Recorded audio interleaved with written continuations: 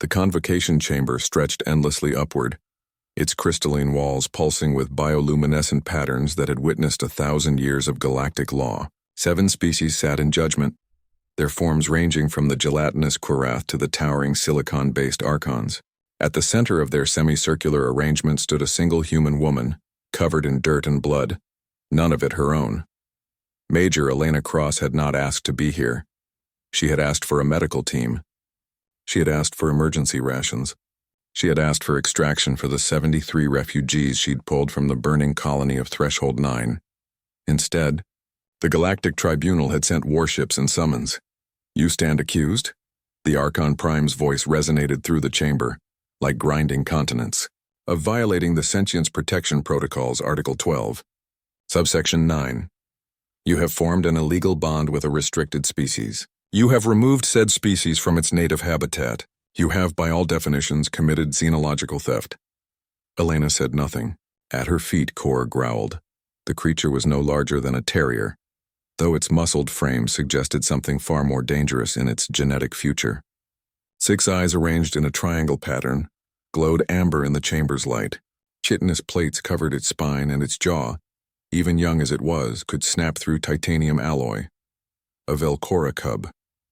Apex predator of the death world Velora, restricted species, class Omega. The Tribunal had been quite clear about that.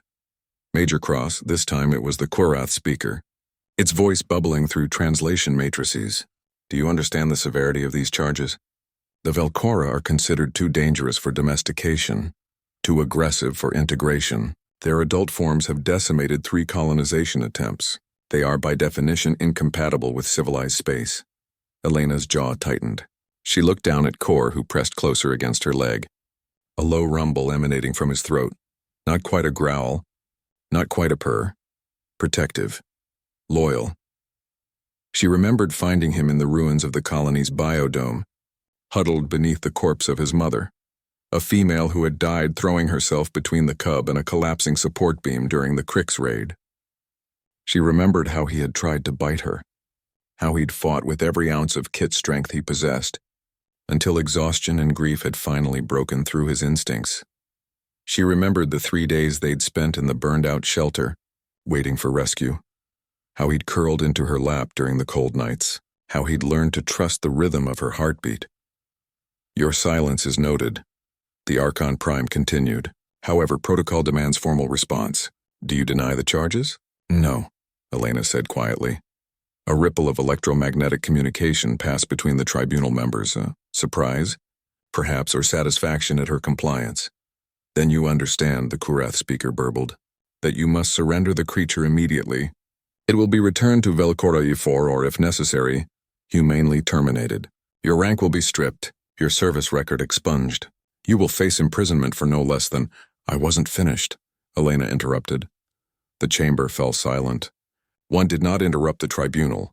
Elena took a breath, then another. She thought about the 73 refugees on the transport ship in orbit, waiting to learn if they'd have homes to return to. She thought about her service record. 18 years, 4 campaigns, 2 medals of valor. She thought about what rank had earned her. The right to give orders. The authority to make impossible decisions. The weight of lives on her shoulders. Then she looked down at Kor, who gazed up at her with absolute trust in his 6 amber eyes. I don't deny taking him, Elena said, her voice carrying through the vast chamber, but I deny your authority to judge it. The Archon Prime's form rippled with what might have been anger. You deny the Tribunal? You are aware this constitutes contempt of— You want to talk about protocol? Elena's voice rose, not quite a shout, but sharp enough to cut through the Prime's words.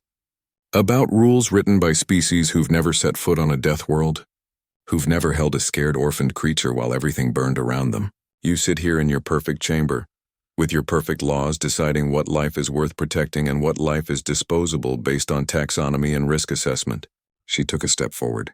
Kor moved with her, a shadow at her heel. Humans don't have your wisdom, Elena continued. We don't have 1,000 years of peaceful history. We crawled out of a death world of our own, Earth Class 9 by your metrics. We know what it means to be called too aggressive, too dangerous, incompatible with civilized space. Our own first contact nearly ended in our extinction because your predecessors couldn't— Imagine that a species like ours could ever be anything but a threat. The Velora representative, a four-armed insectoid who'd remained silent until now, leaned forward in its alcove. Major, Cross, the Archon Prime's voice had lost some of its certainty. Your point? Elena knelt down, running her hand along Kor's scaled back. The cub leaned into her touch, rumbling contentedly.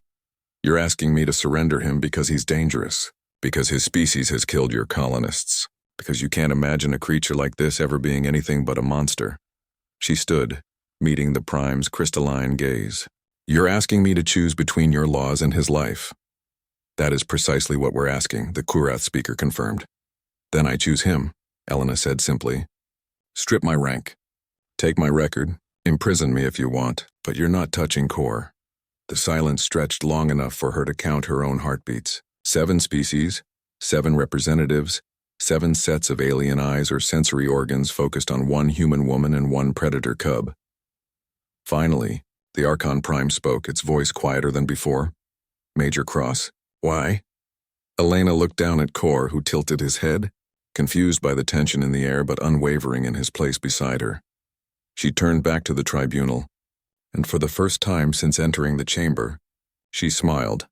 Because that's what humans do, she said. We find the broken things, the dangerous things, the things everyone else has given up on, and we ask them if they want to be family. We don't always succeed. Sometimes we fail spectacularly, but we never stop trying. She gestured to Kor. You see a restricted species class Omega threat incompatible with civilization. I see a scared kid who lost his mother and needed someone to tell him he wasn't alone. Another long silence. Then the Velora representative clicked its mandibles, a sound the translators rendered as laughter. The human makes a compelling argument, it said. My own species was once deemed incompatible. We remember how that felt. One by one, the tribunal members conferred, their various forms of communication creating a symphony of electromagnetic pulses, chemical signals, and harmonic vibrations. The Archon Prime's form solidified into something almost resembling uncertainty. This is unprecedented, it admitted. To allow a human to retain custody of a Velora, to set such a precedent. It paused. What rank did you hold, Major Cross? Elena straightened.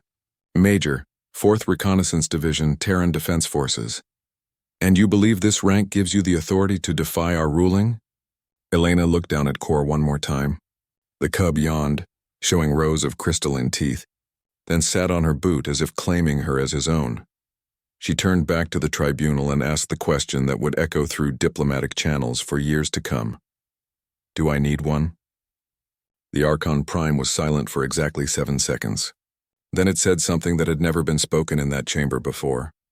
No, Major Cross, perhaps you don't. The charges were dismissed. The precedent was set. And when Elena Cross walked out of the convocation chamber with Kor trotting beside her, she carried with her something more valuable than rank or protocol, proof that sometimes the most human thing one could do was to refuse to see the universe the way everyone else did. Later, historians would call it the Cross Precedent, the ruling that changed how the galactic community viewed bonding, domestication, and the rights of individuals over institutional decree. But to Elena, walking back to her ship with a predator cub who had decided she was pack, it was simply called Tuesday, and that was enough.